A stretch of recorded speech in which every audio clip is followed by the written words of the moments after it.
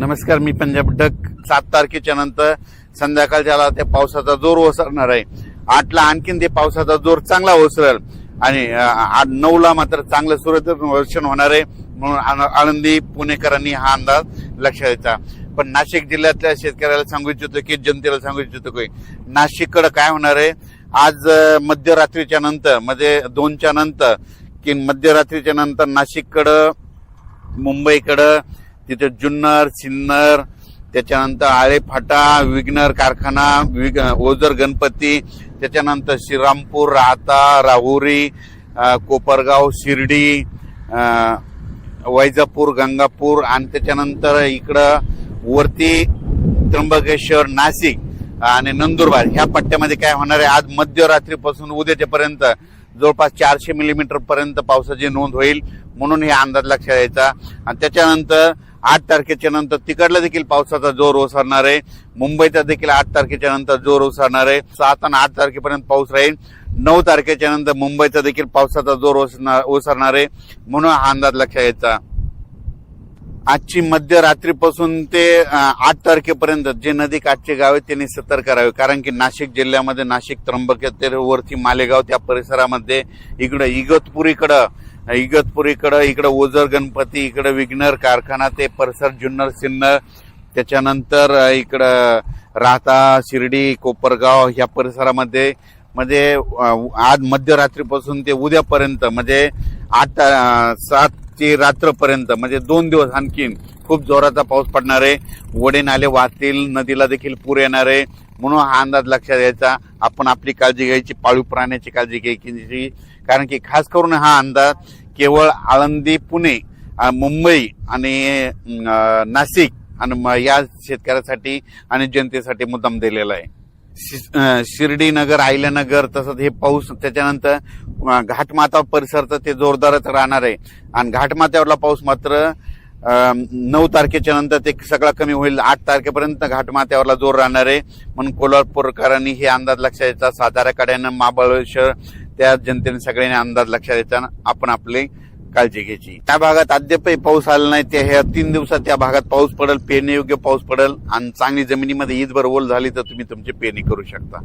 कोल्हापूरच्या पंचगंगाची पातळी जवळपास 27-28 फुटापर्यंत गेली आणि 39, 40, 41 गेली की धोक्याची पातळी असतील. 42ला मात्र सगळ्या कोल्हापूर, सांगलीकडे पाणी पसरतं. पण तुम्हाला सांगू इच्छितो की तिकडे देखील घाटमाथ्यावर आणखीन 3 दिवसात पावसाचा जोर असल्यामुळं तिकडे जवळपास माझं तर म्हणणं आहे 35 फुटापर्यंत पातळी जाईल. धोक्याच्या बाहेर काही जाणार नाही. कारण की 35-36 फुटापर्यंत पातळी गेल्याच्या नंतर म्हणजे ते पाणी एवढं शिरत नाही शहरामध्ये. पण 38च्या नंतर गेल्याच्या नंतर धोक्याची पातळी ओढणती. म्हणजे पंचगंगाचं पाणी 38 फुटाच्या वरती गेलं की समजायचं कोल्हापूर जिल्हा, सांगली जिल्ह्यामध्ये शहरात पाणी जायला सुरुवात होती.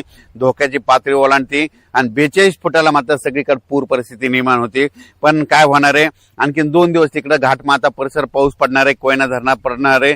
त्याच्यामुळे 35-36 पर्यंत पातळी जाऊ शकते. म्हणून त्यांनी नदीकाठच्या लोकांनी पंचगंगाच्या सतर्क करावे. त्याच्यानंतर उजनी धरणासाठी शेतकऱ्यासाठी आनंदाची बातमी.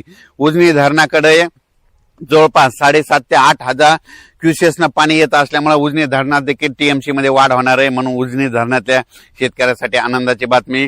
त्याच्यानंतर निळवंडी धरण, भंडार धरण या धरणात देखील पाण्याची साठे वाढत झाली. त्यांची टक्केवारी अजून आलेली नाही. त्याचा व्हिडिओमध्ये उद्या दिला जाईल.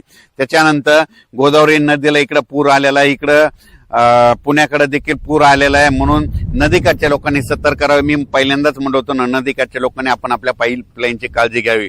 राज्यात मात्र आणखीन 3 दिवस म्हणजे 6, 7 आणि 8 3 दिवस पावसाळी वातावरण आहे. त्याच्यानंतर 9 तारखेच्या नंतर सूर्यदर्शन होणार आहे.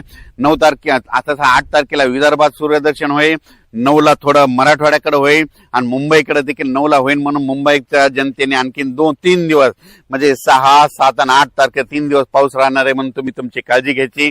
पुणेकरांनी काळजी घ्यायची, नाशिकवाल्यांनी काळजी घ्यायची, कोल्हापूरकडल्या जनतेने देखील काळजी घ्यायची. त्याच्यानंतर सातारा परिसरातल्या शेतकऱ्यांनी देखील काळजी घ्यायची. तसेच बीड जिल्ह्यामध्ये कडा, आष्टी या भागात, त्याच्यानंतर अहिल्यानगरमध्ये बऱ्याच भागात पाऊस पडलेला नाही. आज दुपारनंतर बीड जिल्ह्यात देखील पाऊस येणार आहे. कडा, आष्टी, त्याच्यानंतर कर्जत, जामखेड, तिकडे बारामती त्या परिसरात येणार आहे. इकडे राहुरीकडे येणार आहे, सिंगणापूरकडे येणार आहे. पैठणकडे येणार आहे, श्रीरामपूर येणार आहे, त्याच्यानंतर वैजापूर, गंगापूर ह्या परिसरात देखील आज बऱ्याच भागावर पाऊस सुरू होणार आहे. म्हणून त्यांच्यासाठी आनंदाची बातमी, बीड जिल्ह्यासाठी आनंदाची बातमी म्हणून हे अंदाज लक्षाचा. हे आता 8 तारखेपर्यंत पाऊस राहणार आहे. त्याच्यानंतर वातावरण पुन्हा लगेच 14च्या नंतर पुन्हा एकदा राज्यात वातावरण बदलणार आहे.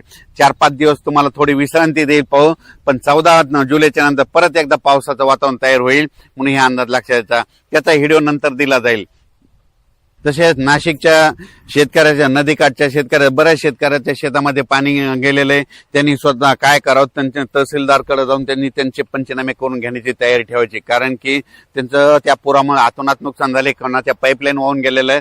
त्यांना त्यांचं आपलं जे ग्रामसेवक तलाठी असतील त्यांना जाऊन त्यांचा पंचनामा करणं सगळ्यात महत्त्वाचं गरजेचं आहे. धन्यवाद.